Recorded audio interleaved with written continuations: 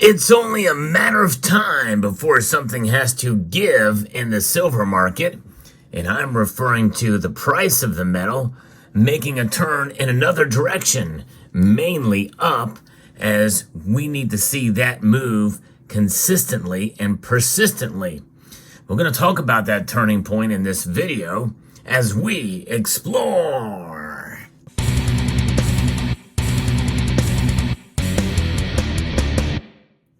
Yeah, I know, another video about the price of silver. But I want to make sure to communicate to you all that the silver market really is complex. And there's a lot of frustration as to why it has not performed as it should. I'm going to be referencing an article here from Clint Steiner, who talks about the supply and deficit fundamentals, supply versus demand. And that really is the bottom line. Those are the biggest factors that come into play when it comes to price that even far outweigh what the dollar does. The dollar strength, it certainly does play a role in the day-to-day movement of the price, but what it all boils down to is supply and demand.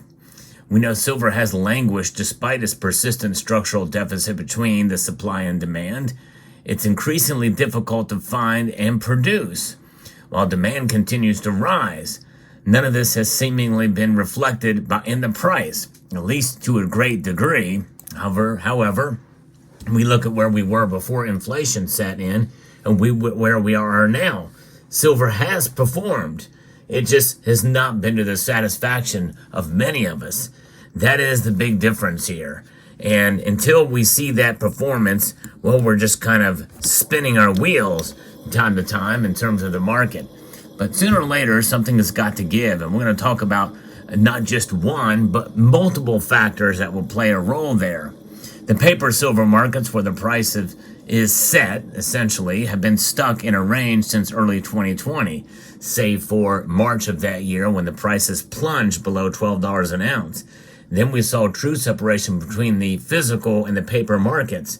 And we may very well come into a point in time where that occurs again, but maybe in a different way. Supply and demand are economic laws that can only be circumvented temporarily. It certainly seems like it's been a long time running where they have been circumvented. And it still does apply, though. The forces involved at present point to higher prices for silver. The Silver Institute has reported that all-in sustaining costs for producing silver jumped by 57% year over year. The industry average, now this is between primary silver mining and mining as a byproduct of other metals, has estimated to be about $17 an ounce for 2023. But keep in mind, that range is very, very inclusive and an overall big average for it all. And there are some cases where the cost to produce an ounce of silver is well below $10 an ounce in extraneous circumstances. But mostly it is probably between $12 and $14 an ounce as overall. But there are times when we look at the fabrication of everything up until it becomes a blank or a bar that's been refined, where it's about $17 a troy ounce. And some data suggest that attributable cost of producing byproduct silver is much lower, as we talked about. Many firms, including one of the world's largest primary silver producers, have costs much higher than the average. Pan American Silver reported an all-in sustaining cost of $26.55 an ounce in the fourth quarter of 2023. That's more than $4 above the average price that they received, and obviously it's about $4 above spot price right now. That's pretty crazy to think about that from a big Pan American Silver. Nearly all miners saw margins take a beating in 2023. While costs surged, the average silver price was essentially flat year over year. In fact, we talked about that previously, that in 2023, at the beginning of the year to the end of the year, silver only rose marginally in nominal dollars. In real dollars, you lost money if you bought silver at the very beginning of the year and waited to the end of the year to sell it. But nonetheless, that is not an accurate measure of silver's wealth preservation attributes. We'll talk about that maybe in another video, but I've referred to it before. Silver mining stocks have been decimated. The global X silver miners ETF has fallen from a high of $49.65 in August of 2020 to less than half of that, to about $23.33 as of last week. That's crazy to think about. Yes, what an insane drop. That's like taking something that's like a Ferrari, in terms of the cost of the stock like that doing so well, and putting it down to a much smaller compact car here. It just it just doesn't hold nearly the value that it once had. But at the same time, that's a miner's ETF. If you held the metal, you had much less of a loss, obviously. Given the challenge environment for miners, it's no surprise that silver mine production keeps falling. The Silver Institute estimates that mine output fell by 17.1 million ounces in 2023. However, and I'm injecting my comment here, is that they are going to likely see silver mining pick up this year by, I think, about 4%. Will it be enough? Likely not. We'll see how that plays out. Very interesting.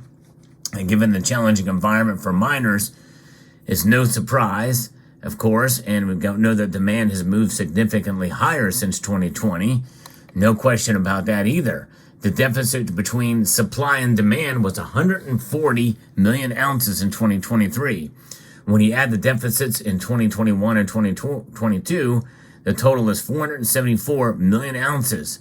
The 3-year deficit is significant. It averages roughly 15% of the total annual production of just over 1 billion ounces. And the Institute estimates the deficit will be 180 million ounces this year as opposed to 140 million ounces in 2023. So that gap between annual supply and demand has to be filled by existing above ground stocks. And that's exactly what happened in 2023, which is why part of the reason why the silver price has not gone up as much. A lot of it came from recycling, a lot of the scrap that came through. That was not really, and how do you measure all of that? I think it's probably very difficult to really get a good handle on how much silver is out there. There's really no shortage of silver in spite of these deficits.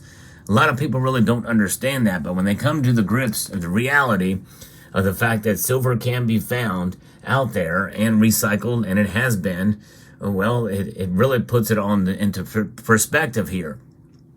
And so this gap's got to be filled by this existing above ground stocks. And there are reportedly several billion ounces, including ounces that are outside of the exchange warehouses and other stockpiles, making tracking much more difficult. That is part of the reason, folks, why silver's price is not really reflected, in spite of what I'm about to tell you next.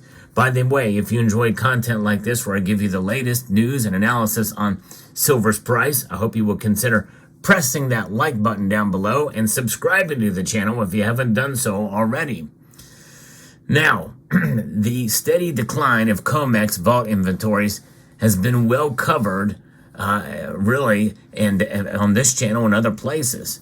The reported COMEX stockpiles of silver have fallen from a peak of about 400 million ounces in 2021 to about 281 million ounces currently, but still it has not had that much of an effect on the price yet. And we know the LBMA vaults were much worse in terms of the supply. It's crazy. So still no turnaround yet in terms of silver's price. It is still fairly low, much more low than many of us feel it should be, causing a lot of discomfort for holders of silver. Do they and will they continue to hold on to their silver, or will they get frustrated and just bolt? I think it's a good idea to wait for that turn to happen. I think you will be rewarded. Maybe not handsomely, but at least partially, and at least with some good looks about it. That's the thing. I think as long as we're realistic about silver and we hold on to it, it'll pay off in the end. What does a payoff in the end mean? It means holding on to the value that is what has been desired and looked for. In other words, wealth preservation. That's what the best thing and the most realistic thing that we should look for in terms of silver and its price. There are some questions as to the accuracy of publicly available silver inventory.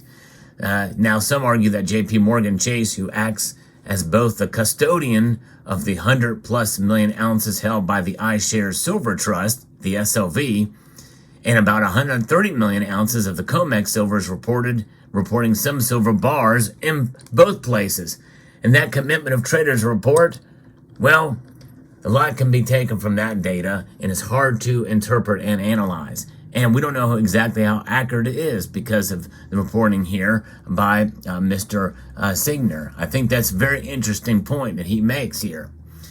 Most of the volume of these inventories would assume these inventories would be different. Investors who hold shares of the SLV might be interested to know whether the silver owned by the trust is also shown as eligible in the Bullion Bank's daily report of COMEX stocks. Again, a lot of unknown factors there, and people have been asking about it, but we're not sure. There's been a lot of delay, which that leads to speculation that there is manipulation in the silver's price.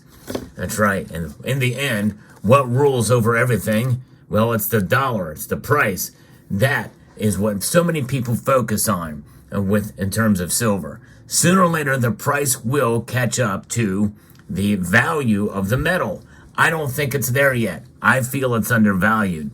But likely, I feel it's not quite as undervalued as most of you think. The silver market is complex. No question about that. And I think the more we understand and realize that, especially trying to interpret the commitment of traders report between eligible and registered and all these deliveries and where that silver comes from and how it's reported, as opposed to all the other silver that just comes through local coin shops in the form of scrap or constitutional, what have you. And by the way, there is some constitutional that will get melted down. And especially if we see a great shortage, I think, and shortage of inventory, silver inventory, I think you will likely see, much less constitutional silver out there. That's why I believe in constitutional silver, and having it is a part of your portfolio as diversification, even from within silver stockpiles. So there's going to be a turn one way or another. There's going to be a directional move for silver that is going to pay off for those of us who hold the metal. And that payoff means wealth preservation. So let me know what your thoughts are in the comment section down below about silver's turning point. Hope you found this video informative, insightful, and educational. I would like to extend a multitude of gratitude to each and every one of you for taking the time to watch this video, and to encourage you to please rate, share, comment, and subscribe.